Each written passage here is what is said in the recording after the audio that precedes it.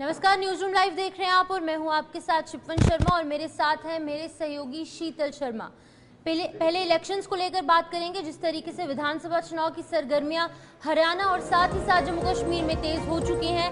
इसी बीच में आपको बता दें कि हरियाणा में भी हलचल तेज है, साथ ही साथ जम्मू कश्मीर में भी विधानसभा चुनाव को लेकर सभी जो दल हैं, जो राजनीतिक दल हैं, वो तैयारियों में जुटे हैं। चुनाव को लेकर प्रचार प्रसार ने अब रफ्तार पकड़ ली है। सभी पार्टियां अपनी अपनी जीत का दावा कर रही हैं। सभी लोग जो है वो लोगों तक पहुंचने का प्रयास कर रही हैं। और इसी बीच में जिस तरीके से एक बड़ा मोड़ जम्मू कश्मीर की सियासत में आया है, इंजीनियर राशिद को अब यहां पर रिहायत मिल चुकी है। 2 अक्टूबर तक वो जेल से बाहर रहेंगे और इसके चलते एक बड़ा फेरबदल जो है वो कहीं ना कहीं जम्मू कश्मीर की सियासत में देखने को मिल सकता है। और इसी बीच बता दें कि 1 अक्टूबर को तीसरे चरण में मतदान होंगे।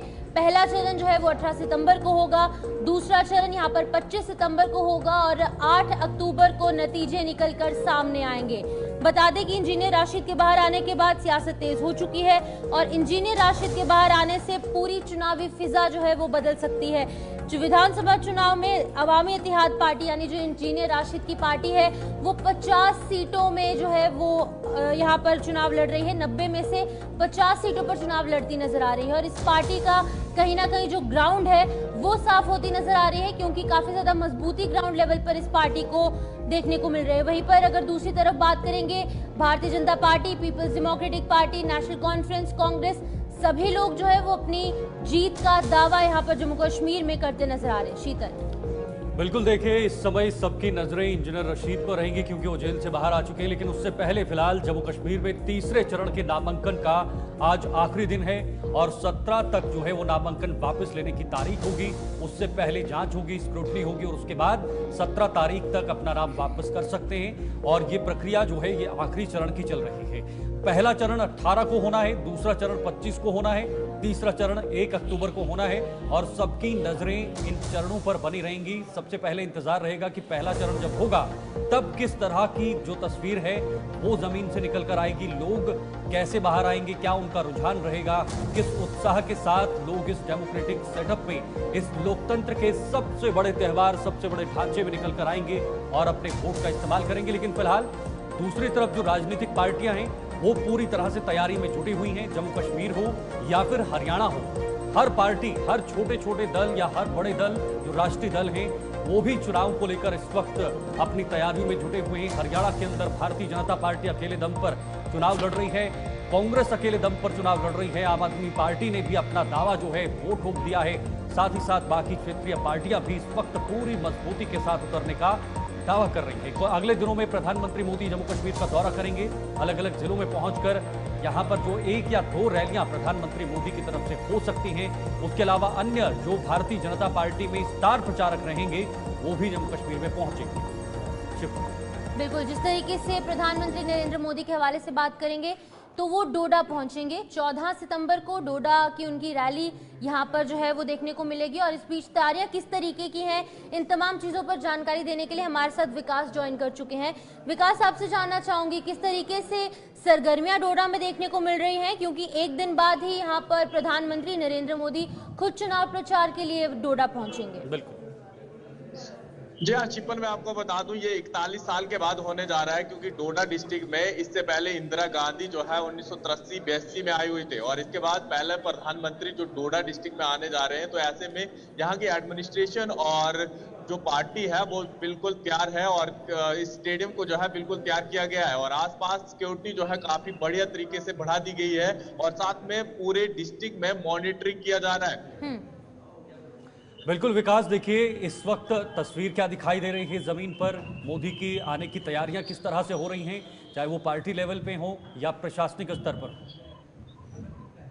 देखिए एडमिनिस्ट्रेशन जो है बिल्कुल जुटा हुआ है और साफ तौर पर ऑर्डर भी जारी किया है कि कोई भी जो है फ्लाइंग किट नहीं उड़ाएगा और साथ में कोई भी जो है डोडा के अंदर ड्रोन वगैरह जो है कोई भी नहीं उड़ाएगा। ऐसे में चाहे फिर सिक्योरिटी एजेंसी जितनी है वो तमाम जो है तैनात है, चप्पे चप्पे पे निगरानी रख रही है और साथ में पार्टी की तरफ से कल जो है यहाँ पर बड़े बड़े अधिकारी जो है डोडा में पहुंचे थे और साथ में इस चीज का मुआयना भी लिया था यहाँ पर। बिल्कुल विकास, देखिए डोडा एक केंद्र बिंदु रहेगा, एक सेंटर रहेगा लेकिन उसके अलावा किश्तवाड़ के लोग भी पहुंचेंगे, रामबन के लोग भी पहुंचेंगे, यानी जो 3 जिले हैं इनकी लगभग 8 सीटें हैं, उनको साधने का प्रयास रहेगा। तो क्या वहां से ऐलान किए जा सकते हैं, क्या बातें रखी जा सकती हैं, कैसे विपक्ष को घेरा जा सकता है, क्या बड़े मुद्दे हो सकते हैं प्रधानमंत्री मोदी की तरफ से? देखिए, जिस तरह की तैयारी यहाँ की एडमिनिस्ट्रेशन और साथ में पार्टी की तरफ से हो रही है, तो बताया जा रहा है कि यहाँ पर रोड शो जो है मोदी द्वारा किया जाएगा और साथ में अलग अलग डिस्ट्रिक्ट से जो लोग पहुंचेंगे, क्योंकि स्पोर्ट्स स्टेडियम में इतनी जगह नहीं होगी, तो इसके चलते रोड शो भी किया जाएगा। साथ में जो लोग वहां पर लगेंगे उन्हीं लोगों को जो है वहां पर अनुमति दी जाएगी और साथ में रामबन से या फिर किश्तवाड़ से अलग अलग जिलों से लोग जो है यहाँ पर पहुंचेंगे और लोगों की उम्मीदें और साथ में प्रधानमंत्री को देखने के लिए लोग जो है काफी उत्सुक भी है। बिल्कुल विकास, जानना चाहूंगी, जिस तरीके से हमने देखा था कि किश्तवाड़ में प्रधानमंत्री नरेंद्र मोदी 2014 में पहुंचे थे, चिनाब वैली में 10 साल बाद दौरा प्रधानमंत्री का देखने को मिलेगा। कितने उत्साहित बीजेपी के समर्थक नजर आ रहे हैं?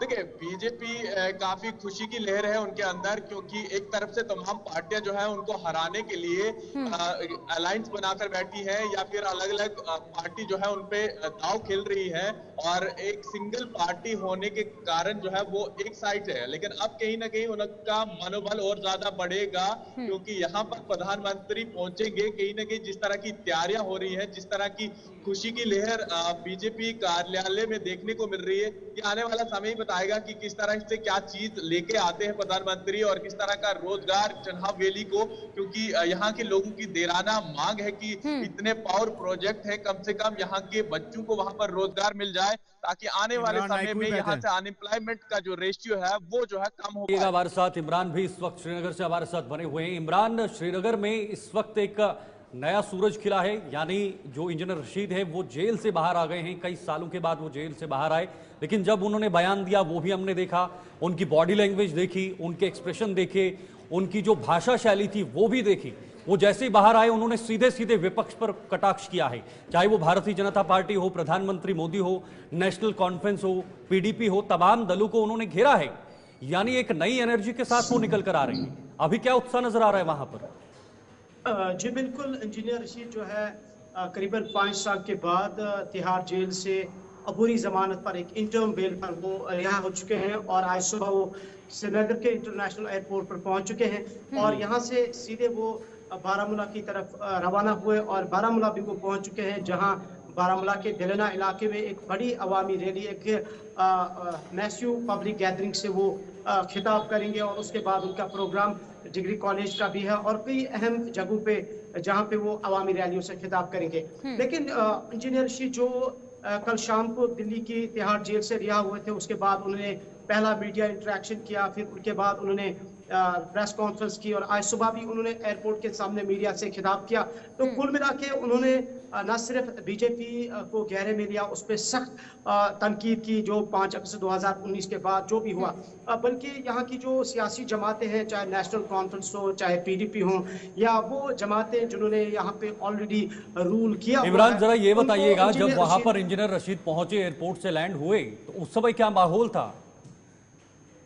जी कल शाम से ही इंजीनियर रशीद के जो सपोर्टर्स हैं, जो वर्कर्स हैं, जो उनके लीडर्स हैं, जो उनके कुलीग्स हैं, उन्होंने प्रोग्राम बनाया था कि पहले उनका प्रोग्राम श्रीनगर के एसके पार्क में था, लेकिन फिर बाद में उसे उन्होंने यहाँ से चेंज किया और बारामूला का प्रोग्राम रखा। लेकिन जहाँ तक एयरपोर्ट का ताल्लुक है, एयरपोर्ट पे हमने एक बड़ी तादाद सपोर्टर्स की देखी जिन्होंने वहाँ पे सेलिब्रेट किया, जश्न मनाया, नारेबाजी की, स्लोगन्स दिए। इमरान, आपसे जानना चाहूंगी, 90 सीटें हैं जम्मू कश्मीर विधानसभा की, 50 सीटों पर अवामी इत्तेहाद पार्टी जो है वो इलेक्शंस के लिए मैदान में उतरेगी। क्या लगता है कितनी बड़ी गेम चेंजर इंजीनियर राशिद की पार्टी हो सकती है? क्योंकि हमने देखा है, तस्वीरें हमने साफ देखी हैं, काफी ज्यादा लोग जो है वो अवामी इत्तेहाद पार्टी को सपोर्ट करती नजर आ रही है। देखिए, अगर हम जम्मू कश्मीर के पॉलिटिकल लैंडस्केप पे नजर दोहराएंगे तो 1987 के बाद शायद ये पहली मर्तबा हम खासकर कश्मीर में देख रहे हैं कि 44% इंडिपेंडेंट कैंडिडेट जो है वो पार्टिसिपेट कर रहे हैं, वो इंतखाबात में हिस्सा ले रहे हैं।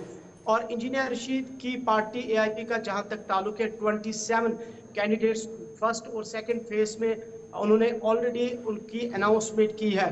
तो इंजीनियर रशीद का फैक्टर बड़ा इंपॉर्टेंट है, क्योंकि सबसे इम्पोर्टेंट फैक्टर उनकी पार्टी का यह है कि जो इंजीनियर रशीद खुद जेल में थे, अब जेल से रिहा हुए, सिर्फ 22 दिन की उन्हें जमानत मिली है और अब उन्हें पब्लिक कैंपेनिंग करने का एक मौका मिलेगा। ठीक है इमरान, लौटते आपके पास, आप बने रहिएगा फिलहाल हमारे साथ, क्योंकि शिल्पा भी इस वक्त जम्मू से हमारे साथ ज्वाइन हो चुकी हैं। शिल्पा, जैसे जैसे दिन नजदीक होते जा रहे हैं, उत्साह और उमंग जो है वो बढ़ता जा रहा है, साथ साथ एक नर्वसनेस, एक डर वो भी बनता हुआ नजर आ रहा है कि आखिर 10 साल के बाद कौन सत्ता में आएगा, कौन सरकार बनाएगा। अभी फिलहाल 18 को पहले चरण के चुनाव होने हैं, उससे पहले क्या माहौल जम्मू के अंदर नजर आ रहा है? जी बिल्कुल, देखिए सभी पार्टियां इस समय जी तोड़ मेहनत कर रही हैं, प्रचार कर रही हैं ताकि भारी से भारी मतदान जो है वो आम जनता उन्हें दिला सके। देखिए डोर टू डोर इस समय कैंपेन की जा रही है और आज जम्मू में नामांकन भरने का जो है वो आखिरी तारीख है और नामांकन भरे जा रहे हैं। लेकिन देखिए भारतीय जनता पार्टी की अगर मैं बात करूं तो कहीं ना कहीं भारतीय जनता पार्टी तीनों फेजेस पे फोकस कर रही है, लेकिन सबसे ज्यादा फोकस जो है जो जी तोड़ मेहनत है यानी कि अपनी ताकतें जो है वो थर्ड फेजेस के लिए झोंकी जा रही है और एक प्लान जो है यानी कि बनाया जा रहा है कि किस प्रकार से जम्मू से भारी उन्हें जो है वोट मिल सके आम जनता से और भारी से भारी सीट जो है वो जीत सके। क्योंकि देखिए जम्मू, अगर हम कॉन्स्टिट्यूंसी की बात, जम्मू संभाग की बात करें तो जम्मू संभाग के अलग अलग कॉन्स्टिट्यूंसी में विधानसभा क्षेत्र में कहीं ना कहीं भारतीय जनता पार्टी का स्ट्रॉन्ग होल्ड है, जहां से उन्होंने कैंडिडेट खड़े किए हैं, तो कहीं ना कहीं वो स्ट्रॉन्ग होल्ड होते हुए जो है वो नजर आ रहा है। तो इस समय पूरी ताकत झोंकी जा रही है कि किस प्रकार से आम जनता से भारी मतदान हो और जम्मू संभाग से जो है वो भारी मतलब जितने भी विधानसभा क्षेत्र है उन सीटों, उन कॉन्स्टिट्यूंसी से, उन क्षेत्रों से जो है वो सीट जीती जा सके। क्योंकि इस समय देखिए लगातार हर एक पार्टी अपनी तरफ से कोशिश कर रही है, प्रचार कर रही है। प्रधानमंत्री नरेंद्र मोदी जी आ रही हैं, उससे पहले गृह मंत्री अमित शाह जम्मू में आए थे, उन्होंने आम जनता को संबोधित किया था। जिस तरीके से आपने कहा कि बीजेपी काफी ज्यादा स्ट्रांग है ग्राउंड लेवल पर, जम्मू में खास तौर पर, लेकिन वहीं पर हमने ये देखा कि कुछ बड़े नेता जो हैं वो बीजेपी से किनारा कर अब इंडिपेंडेंट कैंडिडेट के रूप में यहाँ पर इलेक्शंस के मैदान में उतरे हैं। वो कितना बड़ा सेटबैक बीजेपी के लिए हो सकता है? देखिए अगर हम पवन खजूरिया की बात करें तो उन्होंने कल जो है वो नामांकन भरा, वो इंडिपेंडेंट कैंडिडेट खड़े उतरे। वहीं पर ऐसे कई सारे लीडर्स हैं, कार्यकर्ता हैं जो कि इंडिपेंडेंट कैंडिडेट खड़े उतरे हैं। तो कहीं ना कहीं देखिए एक तरफ भारतीय जनता पार्टी अपने कार्यकर्ताओं को, अपने जो पूरे पुराने विधायक रह चुके हैं जो इस समय इंडिपेंडेंट कैंडिडेट खड़े उतरे हैं, तो उन्हें मनाने का पूरा प्रयत्न कर रही थी। और देखिए जब गृह मंत्री अमित शाह यहाँ पर आए थे तो उन्होंने कहा था, अपने भाषण में ये साफ तौर पर कहा था कि कार्यकर्ताओं को जो है वो अपने यानी कि अपने रिश्तेदारों को लेकर जो है वोट डालने के लिए जाना है, कब्र में जो लोग हैं उन्हें उठाकर जो है वो वोट डालने के लिए वहां पर पहुंचाना है ताकि वो वोट कर सके। तो कहीं ना कहीं एक कार्यकर्ता को मनाने की कोशिश भी की जाती है। लेकिन जो इंडिपेंडेंट कैंडिडेट खड़ा उतरा है, तो जो इंडिपेंडेंट कैंडिडेट के साथ कार्यकर्ता है, फॉर एग्जाम्पल के तौर पर अगर पवन खजूरिया की अगर मैं बात करूं तो देखिए हजारों की तादाद में कल जो है वो वहां पर इकट्ठा हुए थे और कल उन्होंने नामांकन भरा। तो कहीं ना कहीं एक सेटबैक भी आने वाले समय में भाजपा को, भारतीय जनता पार्टी को जो है वो पड़ सकता है। देखा जा सकता है इमरान नायकू भी हमारे साथ जुड़े हुए हैं, बने हुए हैं। इमरान, जिस तरह से इंजीनियर रशीद ने कुछ खास बातें अपने जब मीडिया से उन्होंने संबोधन किया था जेल से आने के समय, उस समय उन्होंने कुछ खास बातें कही थी कि मैं मोदी जी की पॉलिसीज जो जम्मू कश्मीर के अंदर लागू हुई हैं पिछले कुछ साल से, उनके खिलाफ लड़ूंगा। जो धारा 370 हटने के बाद नया कश्मीर का नारा है, जो एक नैरेटिव सेट किया गया है, उसके खिलाफ लड़ूंगा, उस विचारधारा के खिलाफ लड़ूंगा। और साथ ही साथ उमर अब्दुल्ला को भी उन्होंने कहा है कि उमर अब्दुल्ला अपनी कुर्सी के लिए लड़ रहे हैं, लेकिन मैं कश्मीर की आवाम के लिए लड़ रहा हूं। ये जो तमाम बातें उन्होंने की हैं, क्या ये जताता है कि वो एक बार फिर से जमीन पर, लोकसभा में जिस तरह से उन्हें जीत मिली है, यहां पर भी उसी एक तरीके से वो जमीन पर उतरेंगे, या फिर उनकी एक विचारधारा अलग रहेगी, उनका एक विजन अलग रहेगा इन चुनाव में? देखिए जहां तक कश्मीर की पॉलिटिक्स का ताल्लुक है, यहाँ के सियासी माहौल का ताल्लुक है, हमेशा यहाँ जो सेंटिमेंट या इमोशंस है उसका फैक्टर सबसे इम्पोर्टेंट माना जाता है और उसको हमें डिनाई भी नहीं करना चाहिए। जब पार्लियामेंट के इलेक्शंस हुए तो इंजीनियर रशीद एक भारी मार्जिन से जीते थे, उन्होंने बड़ी लीड ली थी और उसका हम यही समझते हैं कि मेन जो कॉज या रीजन है वो सेंटिमेंट भी है, इमोशंस भी है, क्योंकि लोग जानते थे कि वो जेल में है। और उन्होंने स्लोगन भी, अगर आपको याद होगा, कि जेल का बदला वोट से।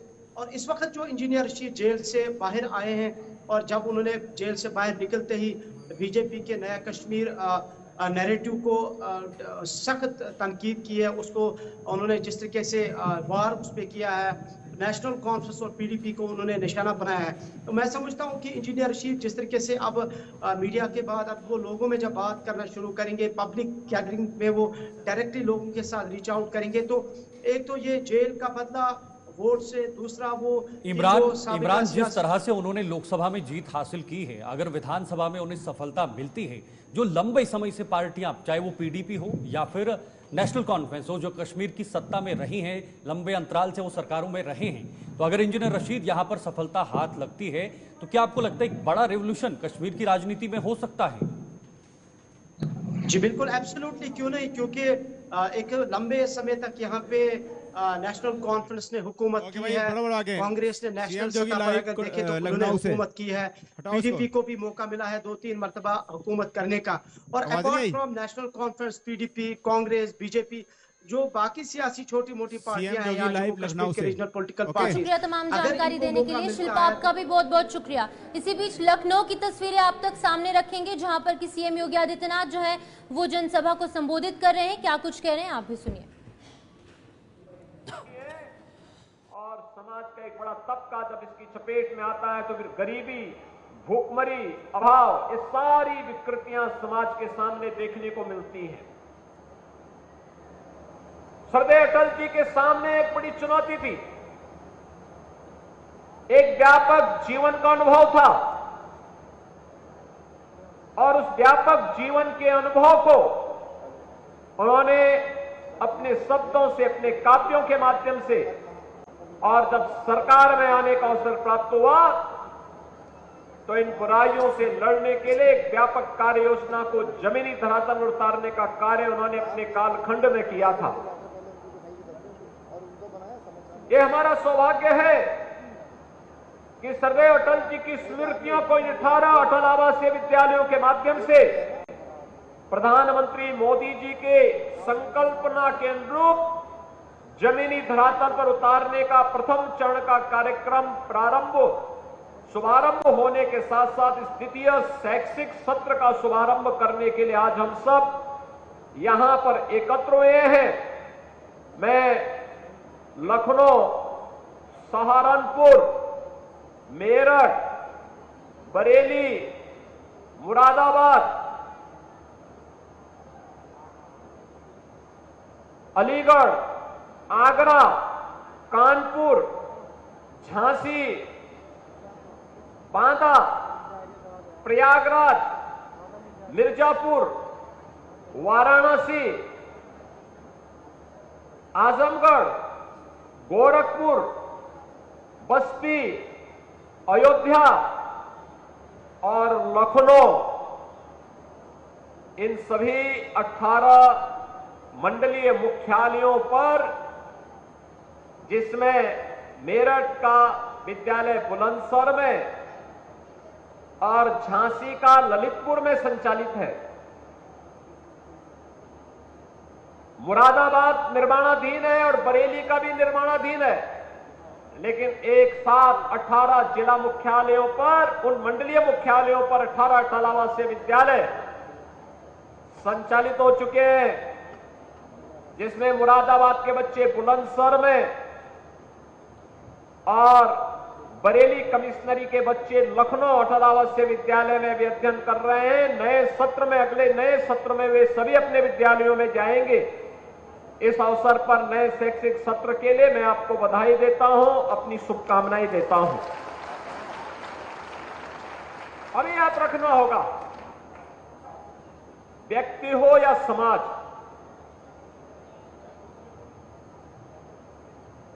उसे सुशिक्षित किए बगैर आप सभ्य और समर्थ समाज और राष्ट्र की कल्पना नहीं कर सकते। यानी एक सशक्त और समर्थ राष्ट्र की परिकल्पना साकार होगी जब समाज सुशिक्षित होगा, सभ्य होगा और अटल आवासीय विद्यालय शिक्षा की गुणवत्ता का मानक बने। एक इंटीग्रेटेड कैंपस शैक्षिक स्कूली शिक्षा का होना चाहिए, इसका माध्यम बने। बिना भेदभाव के समाज के हर तबके के बच्चे को उसकी जाति, उसका चेहरा, उसका क्षेत्र, उसकी भाषा पूछे बगैर उसका भी अधिकार होना चाहिए देश के संसाधनों पर, समाज के संसाधनों पर, सरकार के संसाधनों पर। यह अधिकार का एहसास दिलाने के लिए यह अटल आवासीय विद्यालय शिक्षा के एक मॉडल के रूप में आपके सामने प्रस्तुत किया गया है। आपने देखा होगा इन बच्चों के कार्यक्रम को भी। और अभी मैं एक औपचारिक रूप से 2 से 3 मिनट के लिए एक क्लासरूम में भी मैंने इन बच्चों के साथ थोड़ा इंटरेक्शन किया था। क्या प्रतिभा है? प्रतिभा जाति, मत और मजहब की बंधक नहीं होती। प्रतिभा कहीं भी पैदा हो सकती है। उसको उचित मंच देना, उसके लिए उचित अवसर उपलब्ध करवाना, और यही सरकार का दायित्व होना चाहिए। ये जाति के नाम पर लड़ाने वाले, समाज में सामाजिक न्याय के नाम पर सामाजिक वैमनस्यता पैदा करके देश के दुश्मनों को प्रोत्साहित करने वाले लोग एक गरीबी की दंश को क्या झेल पाएंगे, क्या समझ पाएंगे? इन लोगों ने, जिन्होंने शोषण किया हो, जिन्होंने अराजकता फैलाई हो, जिन्होंने कभी गरीबी नहीं देखी हो, उन लोगों से उम्मीद करना कि वे बीओसी बोर्ड से जुड़े हुए रजिस्टर्ड श्रमिक या इन निराश्रित बच्चों जिन्होंने कोविड कालखंड में अपने माता पिता या अभिभावक को खोया है, उन लोगों की पीड़ा को ये लोग कहां समझ पाएंगे? इन लोगों के पास उसे समझने के लिए न समय है, न फुर्सत है। एडलिब करो, एडलिब। तो इस तरीके से आपने देखा कि लखनऊ से सीएम योगी आदित्यनाथ जो है वो क्या कुछ कह रहे थे।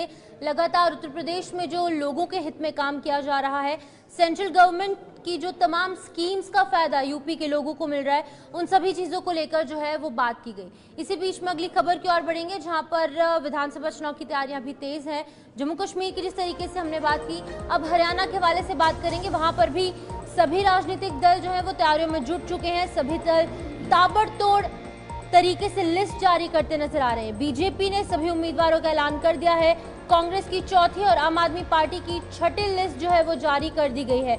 बीजेपी काफी ज्यादा एक्शन मोड में नजर आ रही है, क्योंकि सभी उम्मीदवारों के नाम यहां पर घोषित कर दिए गए हैं। कमर कस ली गई है। अपने अपने इलेक्शन मैनिफेस्टो को लेकर लोगों तक जाने का प्रयास किया जा रहा है कि इन नीतियों पर ये पार्टियां काम करेंगी और ज्यादा से ज्यादा वोट जो है वो एक पर्टिकुलर पार्टी को वोट मिलना चाहिए। वहीं पर बीजेपी की बड़ी खबर ये है कि यहाँ पर सभी जो उम्मीदवारों के नाम है वो घोषित कर दिए गए हैं, लेकिन अभी कांग्रेस और साथ ही साथ आम आदमी पार्टी का जो गठबंधन कहीं ना कहीं फंसा हुआ था, सीट शेयरिंग फॉर्मूला को लेकर बात की जा रही थी, अभी तक उस पर कुछ पुष्टि नहीं हो पाई है। अब यही लगता है कि सभी पार्टियां जो है वो अपने अपने दम पर इंडिपेंडेंट तरीके से हरियाणा में चुनावी मैदान में उतरेंगे। बीजेपी की आखिरी लिस्ट भी जारी हो चुकी है। सभी जो राजनीतिक दल हैं वो काम कर रहे हैं, जहां पर कांग्रेस की चौथी लिस्ट, जेजेपी और एएसपी की तीसरी लिस्ट और आम आदमी पार्टी की छठी लिस्ट जारी हो चुकी है। यानी अगर हम कुल मिलाकर देखें, समीकरण कुछ इस तरीके के हैं कि जम्मू कश्मीर के साथ साथ हरियाणा में भी चुनाव प्रचार जो है वो तेजी से चल रहा है। चुनाव की तैयारियां चल रही हैं और सभी 90 सीटों पर 5 अक्टूबर को जो है वो मतदान होंगे और 8 अक्टूबर को नतीजे जो है वो निकलकर सामने आएंगे। शीतल, बिल्कुल, आज नामांकन का आखिरी दिन हरियाणा के चुनाव में, क्योंकि एक ही चरण के अंदर विधानसभा के चुनाव होने हैं। पहले 1 अक्टूबर की तारीख को तय किया गया था, लेकिन उसके बाद इस तारीख को बदल दिया। 5 अक्टूबर को हरियाणा के अंदर एक चरण में मतदान होंगे। फिलहाल जो आम आदमी पार्टी की छठी लिस्ट आई है उसमें 19 उम्मीदवारों के और नाम जोड़े गए हैं और कुल मिलाकर अब आम आदमी पार्टी के कई सारे प्रत्याशी आ चुके हैं। कालका से ओपी गुर्जर को उतारा गया है, पंचकुला से प्रेम गर्ग को टिकट दी गई है, अंबाला सिटी से केतन शर्मा उतरेंगे, मुलाना से गुरतेज सिंह जो हैं वो मैदान में होंगे आम आदमी पार्टी की तरफ से, शाहबाद से आशा पठानिया और पानीपत सिटी से रितु अरोड़ा को टिकट मिली है। महिलाओं को भी प्राथमिकता आम आदमी पार्टी की तरफ से दी गई है।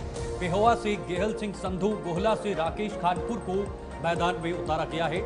यानी जींद से वजीर सिंह, नरवाना से अनिल रंगा, तोशाम से दलजीत सिंह जो है वो टिकट के दावेदार, और दावेदार नहीं बल्कि अब प्रत्याशी के तौर पर सामने आ चुके हैं। आपकी जो ये छठी लिस्ट है क्योंकि पहले कांग्रेस के साथ गठबंधन की काफी चर्चाएं चली थी, लेकिन उसके बाद आपसी सहमति नहीं बनी और उसके बाद आम आदमी पार्टी ने अलग से चुनाव लड़ने का फैसला लिया और कांग्रेस भी अलग से चुनाव लड़ रही है। 3 उम्मीदवारों के नाम का बीजेपी ने भी ऐलान कर दिया है, यानी जो तीसरी लिस्ट बीजेपी की तरफ से आई है। और अब कुल मिलाकर 90 की 90 सीटों पर बीजेपी ने अपने प्रत्याशी उतार लिए हैं। इन 3 नामों के साथ अब पूरे जो सभी सीटें हैं उस पर बीजेपी के उम्मीदवार आ चुके हैं और एक क्षेत्रीय पार्टी के साथ जो गठबंधन था उसे भी तोड़ दिया है। सिरसा से रोहतास जांगड़ा को टिकट दिया गया है, जो काफी अहम सीट मानी जाती है। महेंद्रगढ़ से कंवर सिंह यादव को बीजेपी का प्रत्याशी बनाया गया है। तीसरी लिस्ट में उनका नाम आया है। शाहबाद से आशा पठानिया और पानीपत सिटी से रितु अरोड़ा को टिकट दिया गया है। तो देखिए, पेहोवा से गोहल सिंह संधू, गुहला से राकेश खानपुर, ये तमाम ऐसे नाम हैं जो इस लिस्ट में हैं। जींद से वजीर सिंह, नरवाना से अनिल रंगा, तोशाम से दलजीत सिंह को टिकट दिया गया है।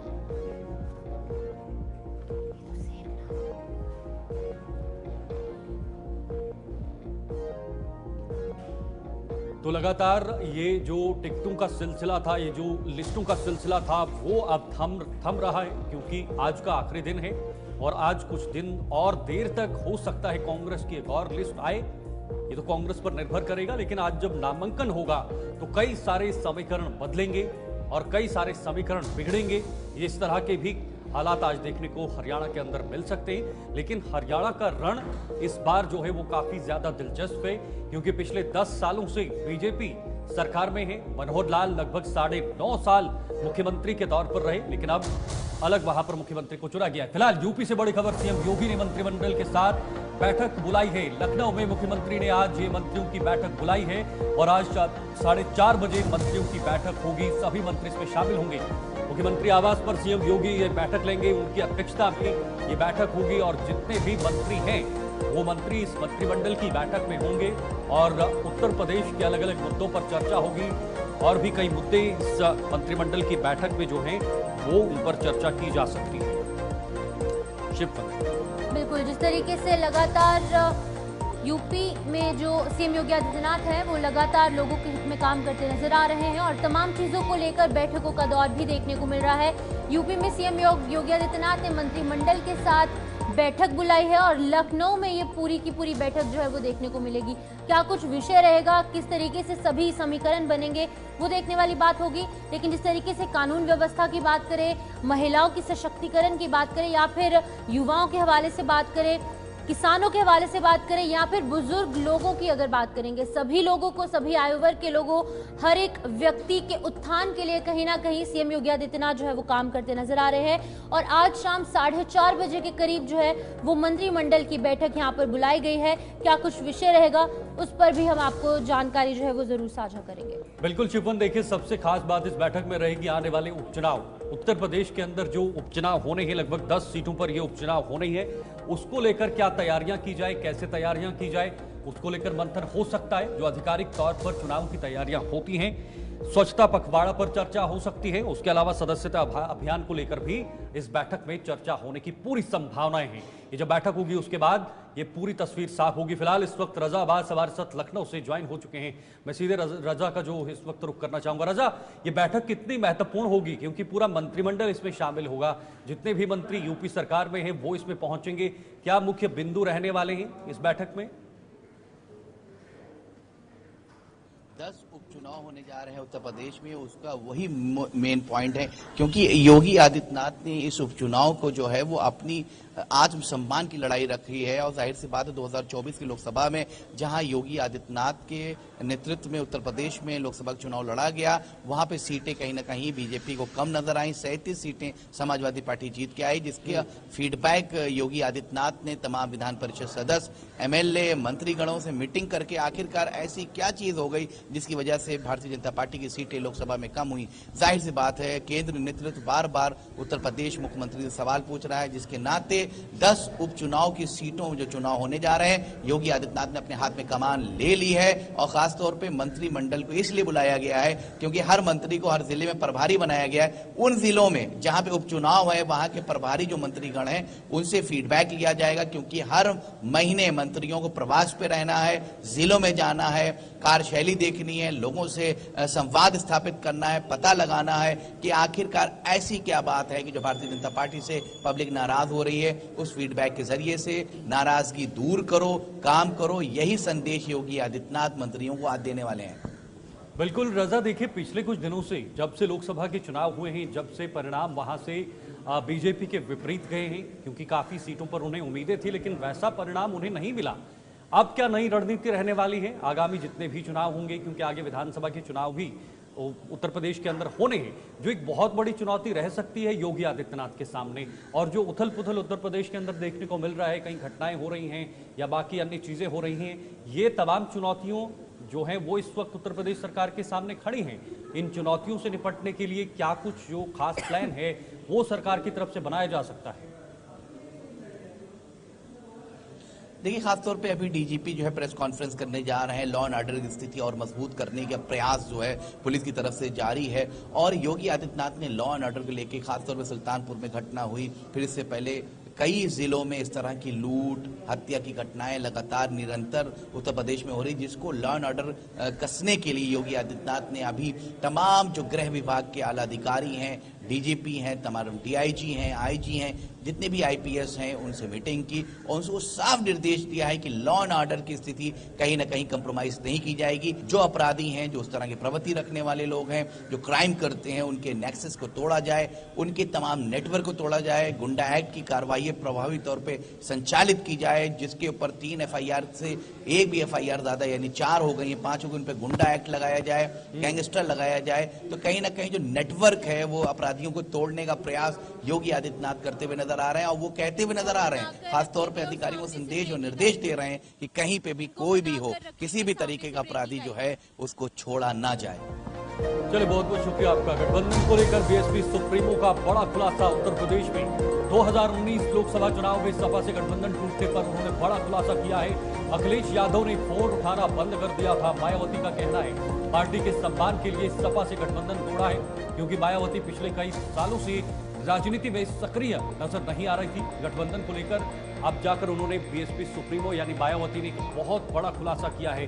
उन्होंने कहा है कि 2019 में जब गठबंधन टूटा तो उसके बाद अखिलेश यादव ने फोन उठाना बंद कर दिया, और जब उन्होंने फोन नहीं उठाया तो हमने समझा कि ये पार्टी का सम्मान की बात है, पार्टी की बात है और उसके लिए हम कुछ भी कर सकते हैं, इसलिए गठबंधन टूटा है। अखिलेश यादव ने ये फोन उठाना बंद कर दिया था। ये देखिए, मायावती ने कुछ बातें जो है वो सामने रखी हैं। पार्टी के सम्मान के लिए सपा से गठबंधन तोड़ा है, मायावती ने कहा है। और जिस तरह से मायावती पिछले कुछ सालों से अकेले जो है वो नजर आ रही हैं, लोकसभा चुनाव में भी उन्होंने इंडिया गठबंधन का हिस्सा नहीं रही। हालांकि जो सभी पार्टियां थी, विपक्षी पार्टियां थी, वो इंडिया गठबंधन के उसमें आ गई थी, लेकिन मायावती ने अकेले जो है वो चुनाव लड़ने का फैसला लिया था। फिलहाल रजा अब्बास इस वक्त हमारे साथ जुड़े हुए हैं। रजा, मायावती ने अब खुलासा किया है कि गठबंधन किस वजह से तोड़ा गया था। ये जो दूरियां हैं ये कुछ सालों से देखने को मिल रही हैं। ऐसा लग रहा है कि मायावती अब राजनीति से पिछले कुछ सालों से सक्रिय नजर नहीं आ रही हैं और अब अकेली पड़ गई हैं। अभी क्या वर्तमान स्थिति है बहुजन समाज पार्टी की? हालांकि कई राज्यों में उनका वर्चस्व है, विधानसभा चुनाव भी लड़ रही हैं। देखिए, मायावती हमेशा दलित वोट बैंक को लेकर आगे राजनीति करते हुए नजर आई हैं। 2019 के चुनाव में लोकसभा में समाजवादी पार्टी की सीटें कम आई थी, बसपा की सीटें ज्यादा थी, दोनों में गठबंधन था। मायावती का साफ तौर पे अखिलेश यादव की तरफ इशारा है कि इस गठबंधन के बाद जब हमारी सीटें ज्यादा आई, अखिलेश यादव ने किनारा कशी करना शुरू कर दिया, हमारे नेताओं का फोन उठाना बंद कर दिया, जिसकी वजह से हमने गठबंधन को तोड़ा है। तो जाहिर सी बात है, इस वक्त मायावती जो है इस तरह के जो बयानात दे रही, इसलिए दे रही क्योंकि दलित वोट बैंक कहीं ना कहीं समाजवादी और कांग्रेस की गठबंधन की तरफ चला गया है। तो उस तरह से फिर से इस चीजों को जो है वो फिलअप करना चाह रही हैं और कहीं ना कहीं एक तरह से एक लैंग्वेज में कहीं खिसिया गई हैं, थोड़ा सा एक तरह से मायूसी आ गई है बसपा में और मायावती में कि कहीं ना कहीं जो सपा और कांग्रेस ने अपना एक वर्चस्व उत्तर प्रदेश में रिपीट किया है, जिसकी वजह से मायावती ने इस तरह के बयानात तो देकर कुछ फिलअप करने की कोशिश की है, मगर ये फिलअप नहीं हो पाएगा क्योंकि अब बहुत देरी हो चुकी है। अगर मायावती को इस तरह की कोई चीज मायावती जो है पार्टी से तभी कर देना चाहिए। नए सिरे से दलितों के बीच में अपना जो यहाँ पर समर्थन है वो दिखाने की कोशिश कर सकती हैं अकेले अपने दम पर, इंडिपेंडेंट तरीके से।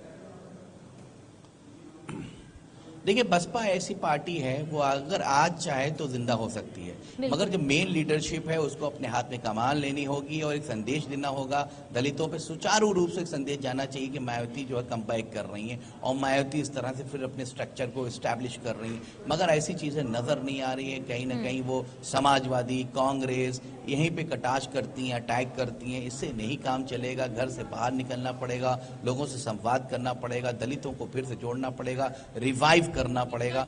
ये बहुत अब मुश्किल हो चुका है क्योंकि कहीं ना कहीं दलित उस लेवल पे नहीं जुड़ा है और कहीं ना कहीं बसपा से करता हुआ नजर आ रहा है उत्तर प्रदेश में।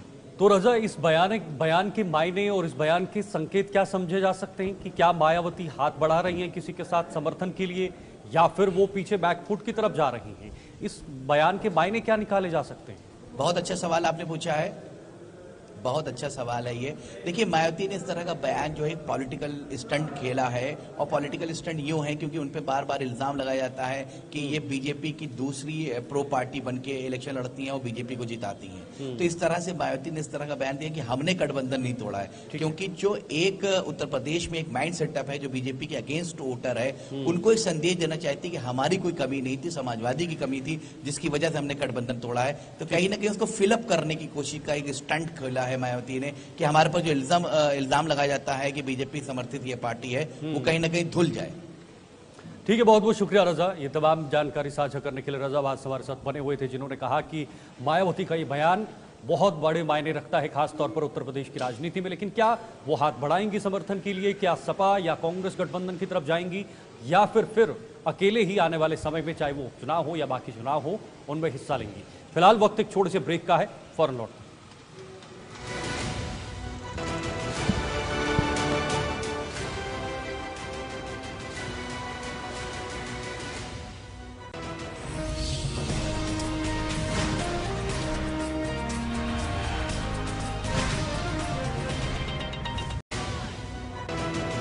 चलो, ब्रेक के बाद एक बार फिर से आप सभी का बहुत बहुत स्वागत है न्यूज रूम लाइव में। अब वक्त आगे बढ़ने का है। अब आगे बढ़ के एक और बड़ी खबर इस वक्त शिमला की आपको बताएंगे। हिमाचल के शिमला में मस्जिद मामले में प्रदर्शन लगातार जारी है। कथित निर्माण मामले में आज फिर से बाजार बंद कर दिए गए हैं और पूरे मामले को लेकर व्यापार मंडल ने बंद का आह्वान किया है। ये मस्जिद का मामला शिमला का इस वक्त तूल पकड़ते हुए नजर आ रहा है। पुलिस प्रशासन ने सुरक्षा के कड़े इंतजाम किए हैं, पुख्ता इंतजाम किए हैं, और इस बीच शिमला में मस्जिद मामले में प्रदर्शन फिलहाल जारी है। कथित निर्माण मामले में आज बाजार को बंद कर दिया गया है और ये व्यापार मंडल ने बाजार बंद करने का आह्वान किया गया है। बिल्कुल, जिस तरीके से तस्वीरें आप देख सकते हैं कि यहाँ पर सभी दुकानें बंद कर दी गई हैं और विरोध प्रदर्शन जो है वो तेजी से वहां पर देखने को मिल रहा है। कुछ इलाकों को अगर लेकर चले तो संजौली, मॉल रोड और साथ ही साथ बालूगंज में दुकानें बंद की गई हैं। 3 तस्वीरें आपके सामने हैं जहाँ पर मस्जिद मामले को लेकर लगातार विवाद देखने को मिल रहा है। लोगों ने सभी जो बैरिकेड्स हैं जो पुलिस द्वारा लगाए गए थे, सिक्योरिटी फोर्सेस द्वारा लगाए गए थे, वो तोड़ दिए गए हैं। वाटर कैनन का इस्तेमाल भी पुलिस द्वारा यहाँ पर देखने को मिल रहा है और हमने तस्वीरें भी आपको साफ तौर से दिखाई हैं जहाँ पर कि लाठीचार्ज देखने को मिला पुलिस द्वारा और इस बीच में 10 जवान भी घायल हुए हैं। बता दें कि यहाँ पर लगातार कहीं ना कहीं टूरिज्म सेक्टर पर भी इफेक्ट देखने को मिल रहा है, लेकिन अभी तस्वीरें आपके सामने है, सभी दुकानें बंद कर दी गई हैं। पूरा मामला क्या है आपको बता दें कि सड़क पर धरने प्रदर्शनकारी जो है वो बैठे हुए हैं और लगातार एक ही चीज की मांग कर रहे हैं कि उन्हें। इसी बीच में आपको बता दें कि संजौली बाजार में आज भी अधिकतर दुकानें बंद है। कल और उससे पहले भी हम लोगों ने, पुलिस ने, डिस्ट्रिक्ट एडमिनिस्ट्रेशन ने सभी से यही अपील की थी कि ये शांति व्यवस्था को बनाए रखने में सहयोग करें और इसी के दृष्टिगत जो है 163 जो BNSS जो हमारी भारतीय नागरिक सुरक्षा संहिता है उसके अंतर्गत भी प्रोविजंस को इन्वोक किया था। जो इस पूरे मामले में जो अपने आप को स्टेक होल्डर्स क्लेम करते हैं, कुछ लोग अपने आप को सिविल सोसाइटी का बताते हैं और कुछ और लोग, तो उन लोगों के साथ भी बैठक की थी और उन सभी को उन्होंने भी सभी ने ऐसे एश्योर किया था कि ये सब शांतिपूर्ण है। लेकिन जिस प्रकार से कल पब्लिक प्रॉपर्टी को नुकसान पहुंचाया और बैरिकेड्स को तोड़ा और उसके बाद जो सभी लोगों ने देखा, आप लोगों ने भी देखा कि किस तरह सुनियोजित तरीके से पत्थरबाजी की गई, पुलिस के जवानों को इसमें चोटें आई हैं, तो ये सारा के सारा जितना भी जो घटनाक्रम हुआ है वो एक अपने आप में जो है वो व्याख्या करता है सभी चीजों की। पुलिस ने जो भी प्रोसीजर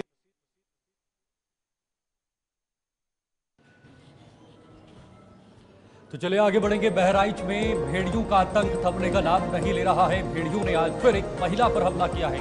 और बड़ी अपडेट इस वक्त बहराइच से, भेड़ियों ने सोते समय एक महिला पर हमला कर दिया और ये आतंक लगातार बढ़ रहा है। महिला के परिजनों का शोर सुनकर वहां से भेड़िया भागा, लेकिन ये चुनौती और भी बढ़ती हुई नजर आ रही है। भेड़िया जो है वो दिन ब दिन उसका आक्रोश बढ़ता नजर आ रहा है और आदमखोर भेड़िया अब कहीं ना कहीं लोगों को निशाना बना रहा है, लोगों को अब निवाला बना रहा है। पहले बच्चों पर हमले किया करता था, महिलाओं पर हमले कर रहा है और लगातार ये मामला इसी तरह से जो है वो बढ़ते हुए नजर आ रहा है। इस पर अंकुश लगाने के लिए, इस पर विराम लगाने के लिए तमाम टीमें मौजूद हैं, चाहे वो वन विभाग की टीम हो, स्थानीय प्रशासन की टीम हो, स्थानीय लोग भी इसमें मौजूद हैं, आम लोग भी इसमें शामिल हैं, वो भी सहयोग कर रहे हैं। और तमाम उपकरण, जो तकनीकी उपकरण होते हैं जिसमें ड्रोन है, अलग अलग कैमरास हैं, उनको भी जगह जगह पर स्थापित किया है ताकि उनसे भी नजर रखे जाए और जहां भी भेड़िया दिखे उसको पकड़ा जाए। लेकिन जैसे जैसे भेड़ियों की संख्या ज्यादा जो गिरफ्त में हो रही है, वैसे वैसे भेड़िया जो है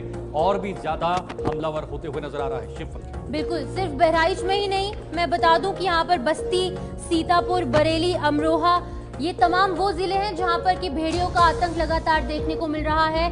10 से अधिक लोगों की यहाँ पर मृत्यु हो चुकी है।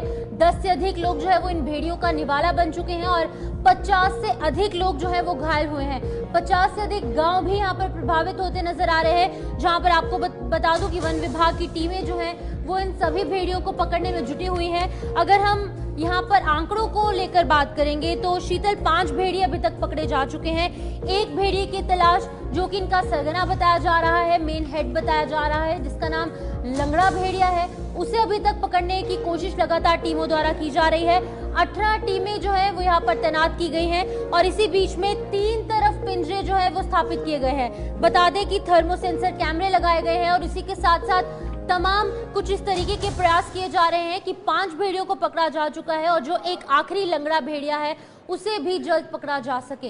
इसी बीच हमारे साथ बहराइच से हमारे संवाददाता ज्वाइन कर चुके हैं, अजय शर्मा। अजय जी, आपसे जानना चाहूंगी किस तरीके से वहां पर टीमें तैनात की गई हैं, किस तरीके से मॉडर्न टेक्नोलॉजी का यूज कर इस एक आखिरी भेड़े को पकड़ने का प्रयास किया जा रहा है? निश्चित तौर से बहराइच का ये जो आदमखोर भेड़ियों का जो गैंग है, ये बाकायदा 6 पैक में है। अभी 5 भेड़िए पकड़े गए हैं, अभी 6ठा फरार चल रहा है। हमारी वन्य जीव विशेषज्ञ और वन विभाग के जो ऑफिसर्स हैं उनसे बात की है, उन्होंने साफ तौर से कहा है ये आदमखोर भेड़िया अभी आजाद घूम रहा है। बिल्कुल, जब तक ये नहीं पकड़ा जाएगा तब तक ये आक्रामक घटनाएं जारी रहेंगी। इस घटना को रोकने के लिए तमाम तरीके की टीमें लगाई गई है। ग्राउंड लेवल पे ऑफिसर डिप्यूट कर दिए गए हैं, ग्राम पंचायत से लेकर के जिले स्तर पर मॉनिटरिंग सेल बना दिए गए। बहराइच में भी इसको लेकर के जिलाधिकारी सहित वन महकमे के अफसरों ने बैठकें की है, तमाम मंत्री दौरे कर रहे हैं। इसके साथ साथ मुख्यमंत्री योगी आदित्यनाथ स्वयं इस घटना को संज्ञान लिए हैं, लेकिन उसके बावजूद ये आदमखोर भेड़िया अभी आजाद है। इसे पकड़ पाने में वन महकमा अभी तक नाकाम रहा। यूं कहें तो 6 पैक वाला ये भेड़ियों का गैंग अभी तक 6ठा भेड़िया नहीं पकड़ा जा सकता है। 5 भेड़िए पकड़े गए। अब उसमें से जो आदमखोर कौन है, इस पर रिसर्च जरूर हो रहा है कि आदमखोर कौन है। निश्चित तौर से जो आजाद भेड़िया यही आदमखोर होगा। अब यह कब तक पकड़ा जाएगा, यह कितने लोगों को निवाला बनाएगा, यह बहुत बड़ा संशय बना हुआ। 10 लोगों को मार के खाने वाला ये आदमखोर अभी भी बहराइच में आजाद। अजय, क्या लगता है कहाँ पर कमी रह रही है? क्योंकि 18 टीमें तैनात की गई हैं, 3 तरफ पिंजरे लगाए गए हैं, 8 थर्मो सेंसर कैमरे हैं, 12 ड्रोन से नजर रखी जा रही है। क्या लगता है कहाँ पर कमी रह रही है जो एक आदमखोर भेड़िया को नहीं पकड़ा जा पा रहा? निश्चित तौर से कमियां ग्राउंड लेवल पर है। क्योंकि ये जो आदमखोर है ये रात्रि में मौका पाकर घरों में घुस जाता है और किसी न किसी को निवाला बनाने का प्रयास करता है या निवाला बना लेता है। क्योंकि इसी कांड में इसने 10 लोगों को मारकर खा लिया है। चूंकि ग्राउंड लेवल पे जो सिनेरियो है यहाँ का बहुत बड़ा एरिया है, 50 से अधिक गांव है और सैकड़ों पूर्वे हैं, छोटे छोटे पॉकेट्स जो होते हैं। उन पूर्वों में जो मकान बने हुए हैं, घरों के अंदर दरवाजे खिड़की नहीं है। लोग गरीबी में किसी तरह जिंदगी बसर करते हैं। उनके घरों के अंदर चूंकि भीषण गर्मी होती है और बिजली का संकट होता है, उसके साथ साथ तराई का इलाका, बाढ़ग्रस्त क्षेत्र, इन क्षेत्रों में जो मकान बने होते हैं। सवाल तो ये भी उठता है कि ये भेड़िए जो हैं, जो आदमखोर भेड़िए, लगातार इसको नाम दिया गया है, एक संज्ञा दी गई है, इसको आइडेंटिफाई कैसे किया जाएगा, कैसे उसे पहचाना जाएगा कि ये आदमखोर भेड़िया है? ये भी अपने आप में एक बहुत बड़ी चुनौती है। और जैसे जैसे जितने भेड़ियों को गिरफ्त में किया जा रहा है, वैसे वैसे ये आक्रोश और बढ़ता जा रहा है। तो ये क्या गारंटी है कि जो भेड़िए पकड़े गए हैं वो भी इस गैंग में शामिल थे, वो भी इसका एक हिस्सा थे? ये कैसे इसको फिल्टर किया जा रहा है अभी? निश्चित तौर से ये जो अभी तक 5 भेड़िए पकड़े गए हैं और 6ठा आजाद घूम रहा है, ये 5 भेड़िए आदमखोर हैं या नहीं है, इस पर संशय है। अब चूंकि वन्य जीव विशेषज्ञ और जहां पर इसे पकड़कर भेजा गया जू के अंदर, उस पर वहां पर रिसर्च होता है, उस पर देखभाल होती है, डे और नाइट दोनों इस पर विजन रखा जाता है, नजर रखते हैं। सीसीटीवी कैमरे भी इनके जो बाड़ों में लगाए गए हैं, जो जू में भेजे गए हैं। अब उसी के माध्यम चूंकि वन्य जीव विभाग है, पूरा फॉरेस्ट कल्चर है, वही ये सब बता सकते हैं कि ये आदमखोर है या नहीं है। क्योंकि अब जनता का मूड शांत करने के लिए हो सकता है कि ये भेड़िए पकड़ के भेजे गए हों। क्योंकि आपने तमाम चीजों को महसूस किया होगा, जब कोई कांड करता है, जब कहीं पर कोई चौपड़ का गेम खेलता है, वहां पर जो मुख्य करता धरता होता है, जब पुलिस छापा मारती है तो वो फरार हो जाता है, और जो चौपड़ का गेम देखने वाले होते हैं वो फंस जाते हैं। तो संभावना ये भी किया जा रही है, कई जिलों में भेड़िया सक्रिय है, कई जिलों में भेड़िया जो है वो सक्रिय है, जिसमें बहराइच तो है ही है, बस्ती है या बाकी सीतापुर है, ऐसे अन्य जिले बताए गए हैं। तो क्या ये एक आदमखोर भेड़िया, ये मुमकिन है कि अलग अलग जिलों में अपना आतंक फैलाए, एट ए टाइम अलग अलग जिलों में हमले करे? क्या ये पॉसिबल है, क्या ये मुमकिन है, या फिर ये बहुत बड़ी गैंग है जो आने वाले समय के लिए बहुत बड़ी चुनौती भी है अलग अलग जिलों में?